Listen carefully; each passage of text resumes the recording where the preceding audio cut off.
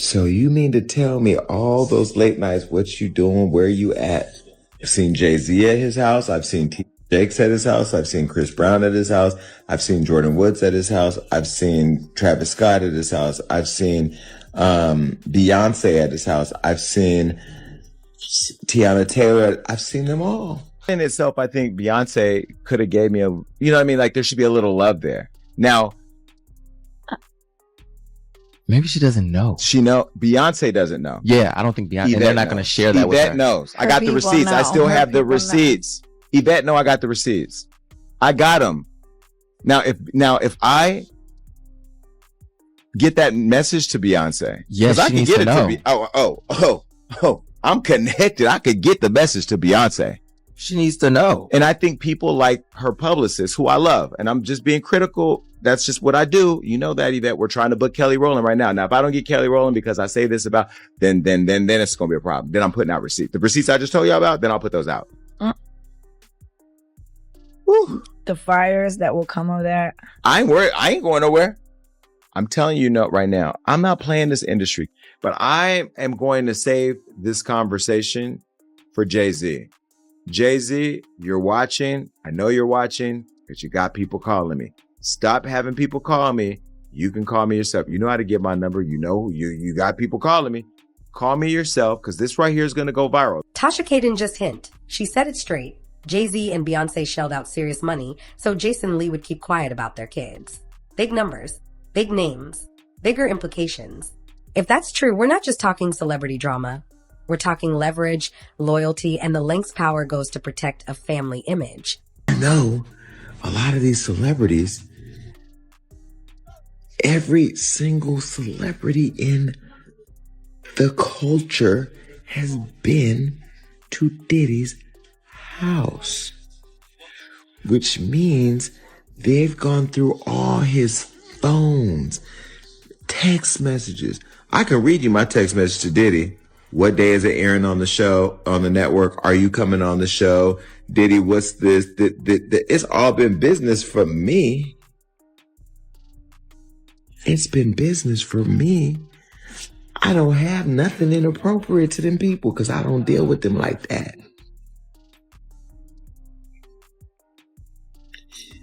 So you mean to tell me all those late nights, what you doing, where you at? I've seen Jay-Z at his house. I've seen T. Jakes at his house. I've seen Chris Brown at his house. I've seen Jordan Woods at his house. I've seen Travis Scott at his house. I've seen Beyonce at his house. I've seen Tiana Taylor. I've seen them all. Now, we was all in the backyard, but I've seen them all. I've seen Usher there. I've seen DaBaby there. I've seen Justin Bieber there. I've seen... Everybody's been to a Diddy party. I've seen Lindsay Lohan, Ashton Kutcher, Demi Moore, Tyrese, Amber Rose. I've seen them all up in there. Mary J. Blige. If you're here for receipts, timelines, and the parts other channels skip, tap like so this reaches more people, hit subscribe, and turn on notifications. We're tracking this story to the end. This isn't a random rumor tossed into the void. It lands in the middle of a real-world fight over money and optics tied to Jason Lee's jump into local power. Why would I, Jason Lee, I'm getting calls, and I haven't even said anything. They ain't called me to go to the Rock Nation brunch. They haven't called me to go to the Gold Party. To accept being honored. They haven't called me when we offered to honor Jay-Z at the award show. They didn't call me to go to the press conference about striking the deal with the NFL while we were kneeling for Kaepernick.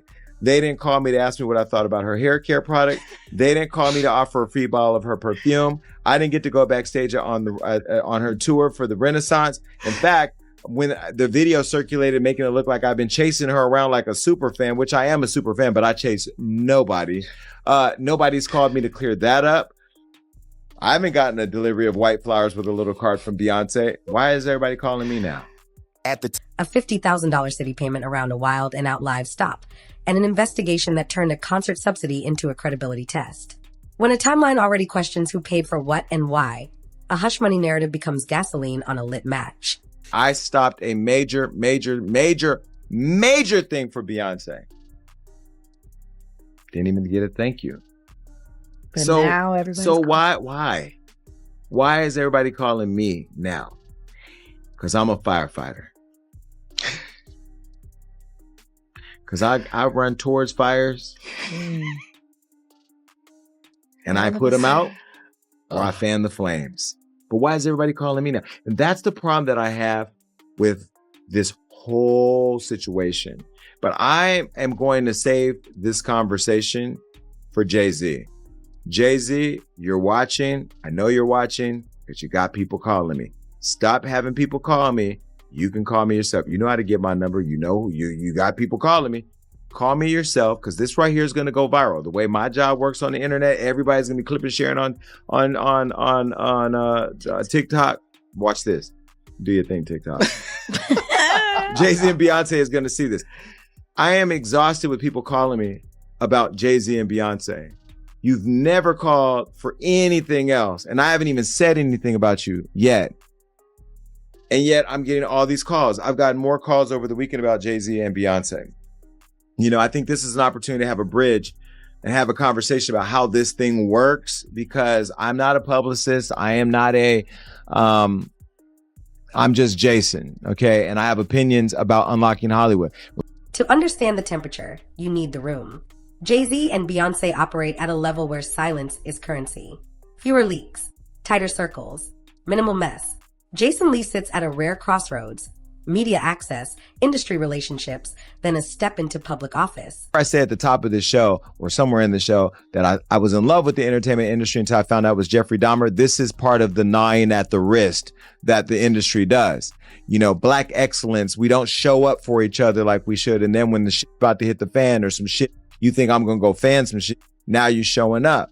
You know, again, I'm not angry. I'm a little disappointed because as much as I've loved this woman for years, I told you I don't like her as much as I used to. I still love her, but I'm not as super fan like I used to be. You know how much I was this woman, this is everything. And this together is everything. But is it? I think this is an opportunity to have a conversation because I believe that we as a culture should be very supportive of each other before this stuff happens. So that way our proximity to it can help us tell the real story. That's why we got to be working together to tell our stories. But I will tell you, to the audience, if I do come up missing, all the calls I've been getting have been about him. And listen, I haven't had any threatening calls. Nobody has said that they're going to hurt me. So I want to go on record for that. Tasha K knows how to grab attention and hold it. She's built a brand on bold, often explosive claims. Put those three in the same sentence, and the internet doesn't just scroll. It stops. Add a thread about children, off limits for most audiences, and tension spikes. But timing is everything.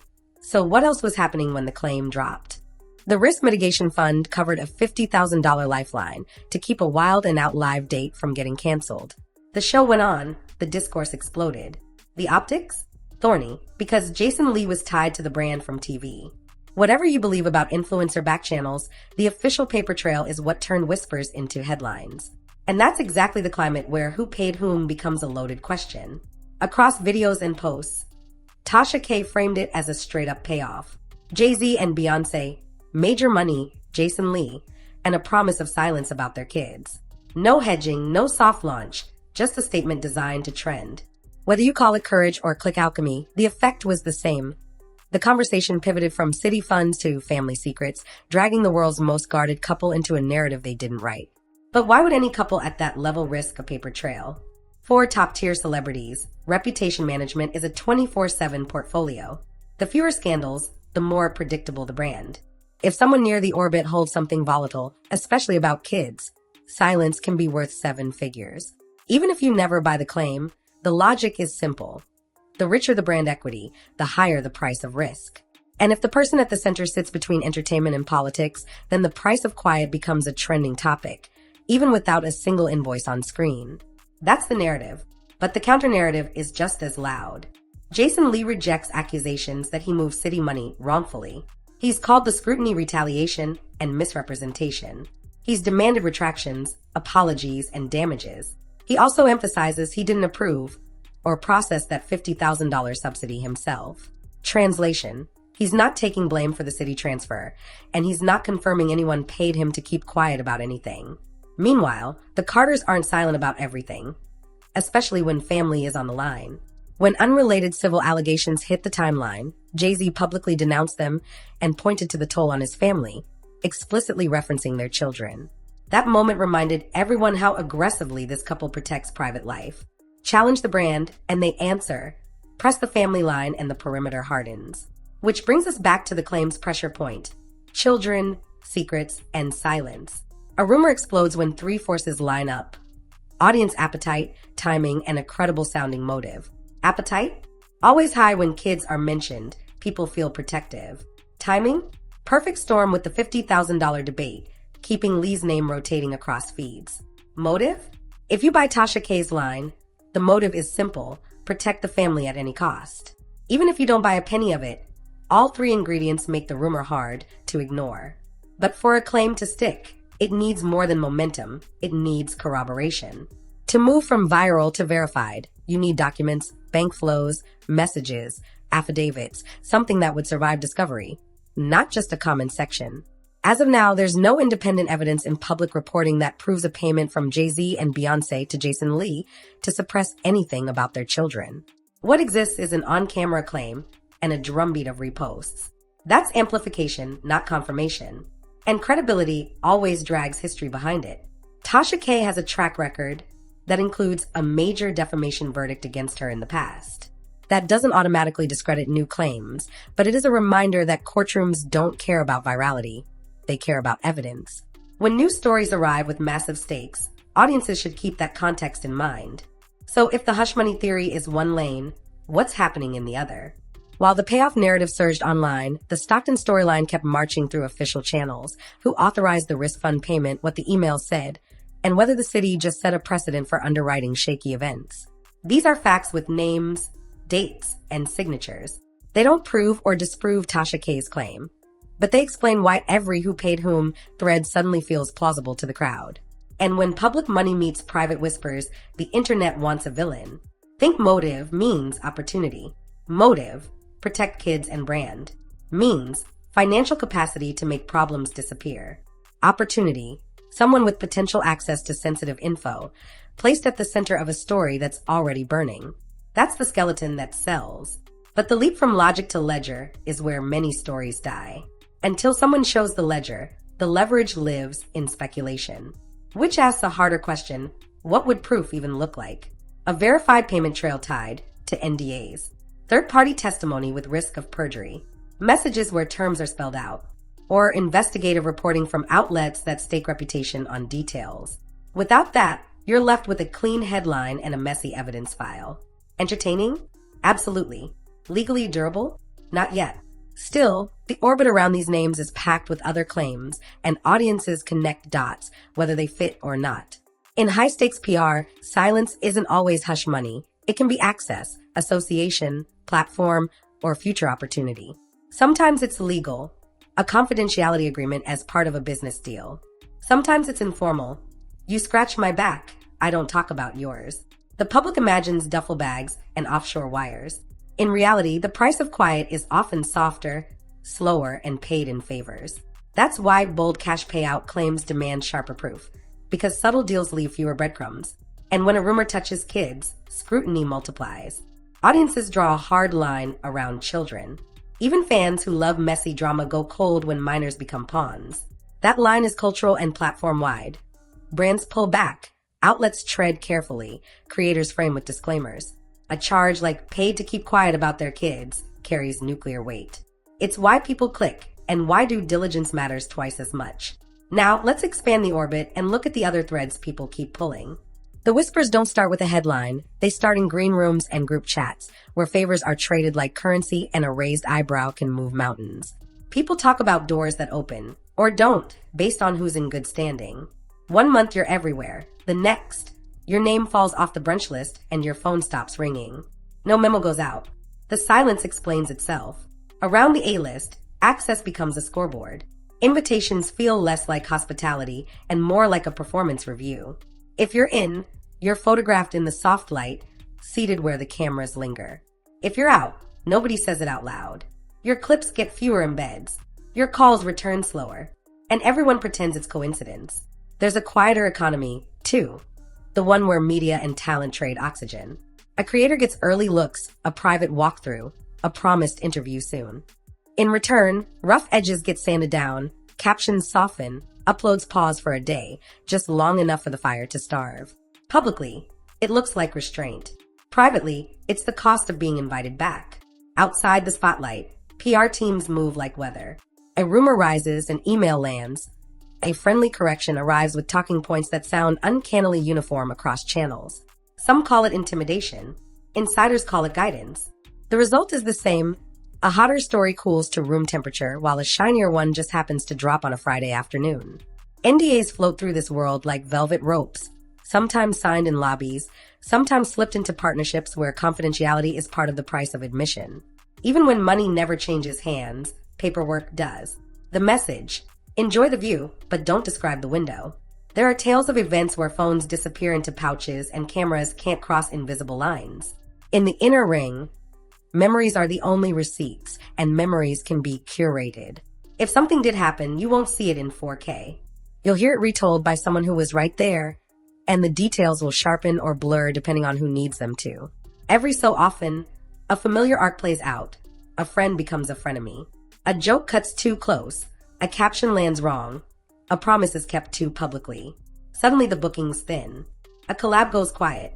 The next project launches with a different face in the frame. No scandal, just subtraction. People swear there are payments hiding in plain sight, brand, consulting, surprise appearance fees, charitable donations that bless the right causes at the right time. The polished reveal makes it look effortless. The timing makes it look deliberate. Whether it's coordination or luck depends on who's telling the story. And then there's the wall no one argues with: the kids. That's where the circle tightens, the language hardens, and even seasoned gossips lower their voices. Security steps closer. Comms go dark. A single sentence, "We don't talk about family," ends more conversations than any cease and desist ever could. Which is why a claim about paying to keep someone quiet about children doesn't drift, it detonates. It hits the one place where access, leverage, and loyalty stop being a game. These are the stories the internet stitches together late at night. Half pattern, half projection.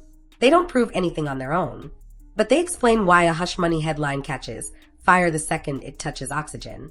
Everything you've heard today about a payoff to keep Jason Lee quiet about Jay-Z and Beyoncé's kids comes from Tasha K statements and commentary-style videos circulating online. As of now, there is no independent, verifiable evidence in public reporting that confirms such a payment took place. Treat these as rumors and allegations unless and until credible documentation or on-the-record confirmation appears.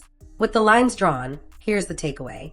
The story sells because it's plausible in theory and explosive in headline form. Powerful people do pay to avoid problems. Gatekeepers do trade silence. But plausible isn't proven. If proof appears, it changes everything: careers, legacies, and the way fans read every curated photo. Until then, hold two ideas at once. Keep your eyes open and keep your standards high. Who do you think's going to be the next person in the limelight? Don't forget to like, share, and subscribe to get the latest celebrity news and updates. I'll see y'all on the next one.